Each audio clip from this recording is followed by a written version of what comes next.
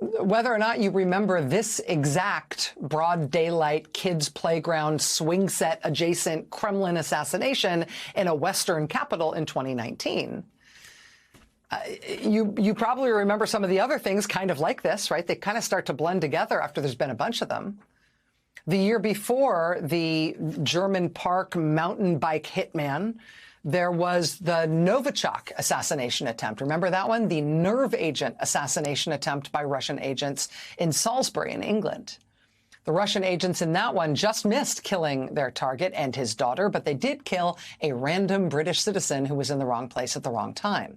Before that, it was Russian agents with the radioactive polonium poisoning plot, the fatal radioactive dose of polonium in the teapot. That one was in London. You might remember just in June, this summer, the New York Times reported on another plot by Russian agents to try to assassinate a guy in the United States, in Miami.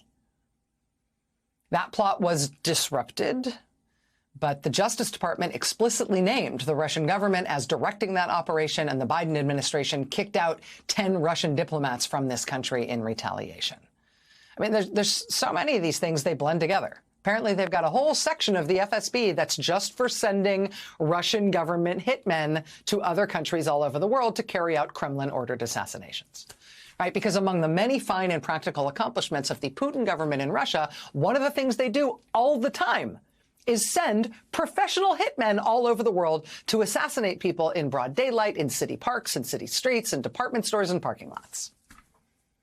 And then, when their hitmen get caught, the Russian government takes hostages. They take foreign hostages in Russia, which is why the 2019 Kleiner Tiergarten swing set assassination in Berlin is back in the news today, back in the pages of the Wall Street Journal today. Because the latest American hostage, the latest innocent American civilian hostage taken by the Russian government is a Wall Street Journal reporter, a young man, just 31 years old. His name is Evan Gershkovich. And as the Wall Street Journal puts it in their headline now, quote, Putin wants his hitman back.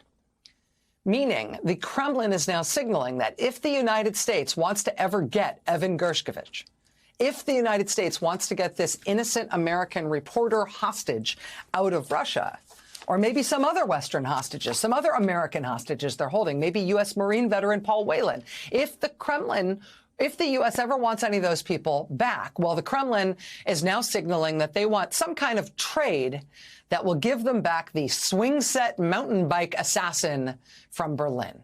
They want their Russian Special Forces FSB hitman out of prison in Germany. Not because he didn't assassinate a guy in broad daylight in a public park in Germany, but because they asked him to do it. He was just doing his job for the Russian government, and now they'd like him back. So they'll take American hostages in order to get him back. It's not even like dealing with a country. It's like dealing with a drug gang, right? Or like a cartel or some sadistic low-level mob boss, right? This is how they do things. Right? We've got the Berlin assassin from 2019 back in the news right now because maybe Russia wants to trade him for the American reporter they took hostage in March. Does somebody end up with cement shoes here? Somebody going to be swimming with the fishes? Right? Are we checking each other for switchblades in our boots? Right? I mean, this is international relations. This is diplomacy. This is how you do it. We've also got Victor Bout back in the news at the same time, right now. Victor Bout, the Russian international gun runner who's known internationally both for his mustache and for his nickname, the Merchant of Death. To get him back, Russia took WNBA star Brittany Griner hostage. February of last year, held Brittany Griner in prison in Russia for 10 months. They only released her in December in an exchange for Victor Bout being let out of federal prison in the United States and shipped back to Russia. Now that their hostage maneuver with that young American woman, that American athlete, now that that worked to spring Victor Bout from prison, Victor Bout is apparently now going to go into politics in Russia. We learned this weekend in the New York Times. Victor Bout is going to be a real star in Russian politics. They're going to make him a real asset to Putin's dictatorship, the weapons smuggler to rogue states and terrorist groups. because that's the kind of hero Russia needs.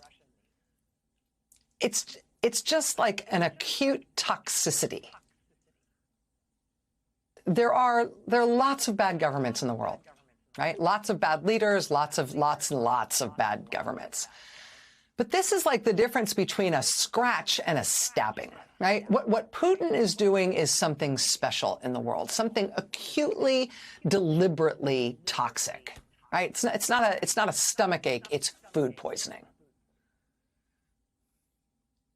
In Russia, 10 days ago, Putin's government decided to declare that the winner of the Nobel Peace Prize, Dmitry Muratov, literally the winner of the Nobel Peace Prize in 2021, Putin has just declared that he is a foreign agent, making it literally illegal for anyone to work with him in Russia, making it a crime to work with him. What is foreign agency about him? What is so evil and criminal about him? He's a newspaper editor. His newspaper has already been chased out of Russia under threat of imprisonment or worse. But why wouldn't he? Why would a Nobel Peace Prize stop him? I mean, Putin's on like a kind of a Dr. Evil high at the moment, still apparently pumped after what appears to have been the plane crash assassination of the warlord he cultivated to force Russian prisoners to fight against their will in Ukraine, a man who at the time of his death was under federal criminal indictment in the United States for his alleged role in helping carry out the Kremlin's attack on our 2016 presidential election, to mess with American democracy, to try to make Americans hate and distrust each other more than we already do, and, not incidentally, to try to get a particularly pro-Putin Republican candidate, Donald Trump, into the U.S. White House.